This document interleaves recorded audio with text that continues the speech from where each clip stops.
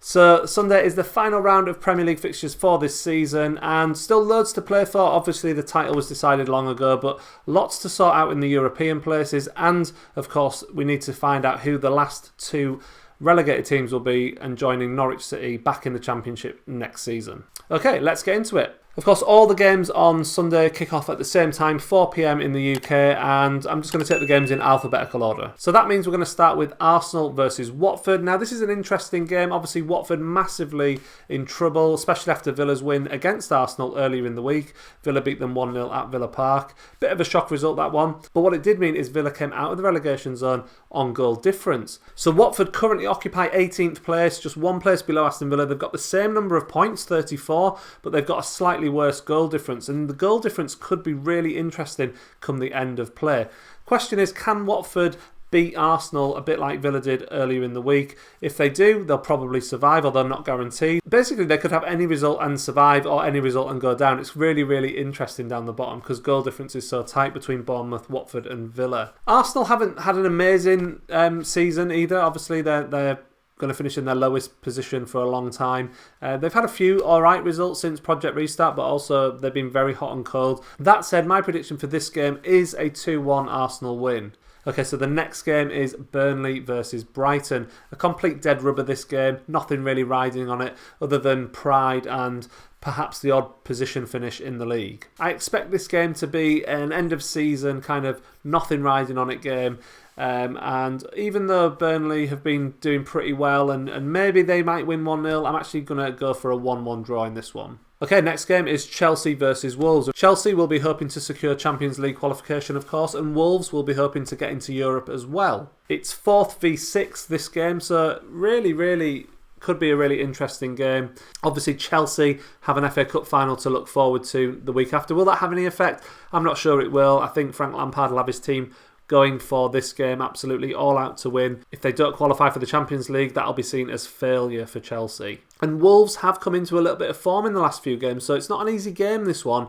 But my prediction is a Chelsea win. I think they're going to win 3-1. Okay, the next game is Palace against Spurs. And again, a game that has a lot riding on it for Spurs, not a lot riding on it for Palace. But Palace's form has been awful since Project Restart. Absolutely dreadful form. One of the worst form teams in the league. In fact, they haven't won a game since the Premier League returned, which is awful. They've had 6 defeats in the last 6 Premier League games. And as a result of that, I think Spurs, who have turned a corner recently and have had some good results, I think they're going to win this one pretty comfortably, 2-0 to Spurs. So the next game is Everton v Bournemouth. Really interesting game, this one. Everton obviously safe and secure in mid-table. Not a lot riding on it for them, but Bournemouth have everything to play for. And that's what makes this fixture really interesting, because Everton don't have anything to play for really. Obviously professional pride, every players always want to win, but can they match the intensity that Bournemouth are going to bring to this game? Now, Bournemouth have been pretty poor, has to be said, all season, but you know what, the last day of the season, the chance of survival,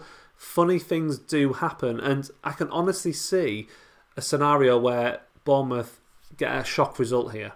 And therefore, my prediction, bit of a surprising one possibly, a bit of a punt, but I'm going to say 2-1 to Bournemouth. Whether that's enough to keep them up remains to be seen in the other fixtures. Okay, next we have Leicester versus Man United in another massive game. I mean, the Premier League fixture list, people, can't be any more happy with the way the fixtures have fallen on the last day of the season. You've got two teams here who are fighting out for the same position in the league. So it's 3rd v 5th, and basically the winner will get into the Champions League in this game. So the stakes are really, really high, and this really is one of the matches to be watching. And it's interesting because Man United have had really good form since coming back from Project Restart. Obviously, Bruno Fernandes has been absolutely sensational. He's carrying that team, but also the likes of Greenwood and stuff, they're just playing really, really well, scoring goals for fun almost.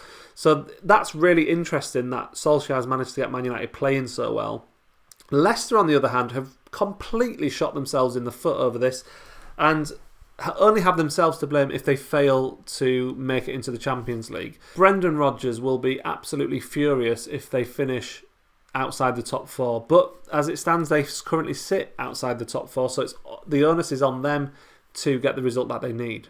So, taking everything into account and basing it on current form and stuff, I actually think this is going to be a pretty tight game. I can see goals in it, definitely. I mean, you've got lots of firepower on the pitch for both teams. but I think it's going to end in a 2-2 draw. Okay, next match is Man City versus relegated Norwich. Don't need to spend too much time on this one. I think it's pretty straightforward what will happen here. I think it'll be a heavy home win. I'm going to go for 5-0 to Man City. And next up is my team, Newcastle United, taking on the champions, Liverpool. Again, not a game that I think I need to spend too long on, really. Obviously, Liverpool, we know how great they are. They've had a brilliant season. Worthy champions. Congratulations to them. Well done to Jurgen Klopp as well. Newcastle United have been very poor this season. We had a bit of a run of good results and when Project Restart came, and that was fantastic, and that ensured us survival as a club. But overall, disappointing season. We've not looked good all season. We play bad football, boring football. We don't score enough. And really, I can only see a heavy Liverpool win here, especially without the crowd at St James's Park being a factor. I've gone for Newcastle 1, Liverpool 4. And then we've got Southampton versus Sheffield United. Not a lot riding on this game, really. Southampton solid mid-table. Great job by their manager to make sure that they're a solid Premier League team again this season. And Sheffield United obviously had a really, really good season. They can finish no higher than they currently sit at the moment, which is 8th. But what a season they've had. Well done to Chris Wilder and his team for that. But Sheffield United could finish as low as 10th if results don't go their way. So they'll be desperate to kind of get the points and the win to ensure that they do finish 8th, which would be seen obviously as a really good season for them. That said, I think this is another kind of game where I think the intensity in the match might be lacking a little bit. End of season feel to it. I know Sheffield United will be going out to win for sure to try and get that 8th place, but I think it'll probably end in a 1-1 draw. And then finally, we've got West Ham versus Aston Villa, and what a game this is going to be. A few weeks ago, it looked like this game might be the one that decided who stayed and who went down in the Premier League.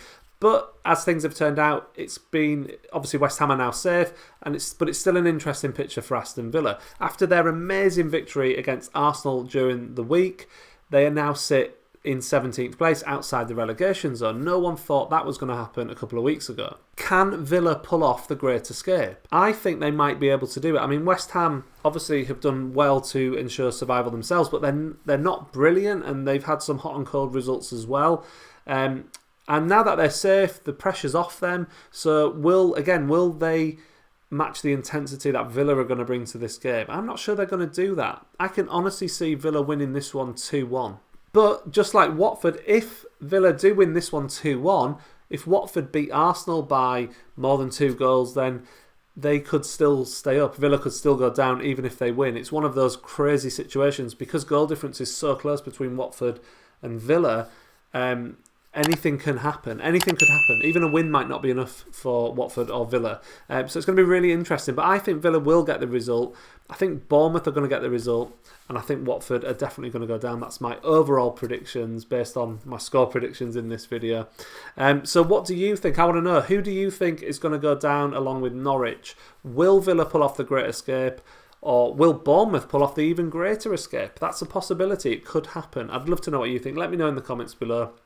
Thank you very much for watching this video. Enjoy the games on Sunday. It's going to be fantastic. And I will see you really soon for another video.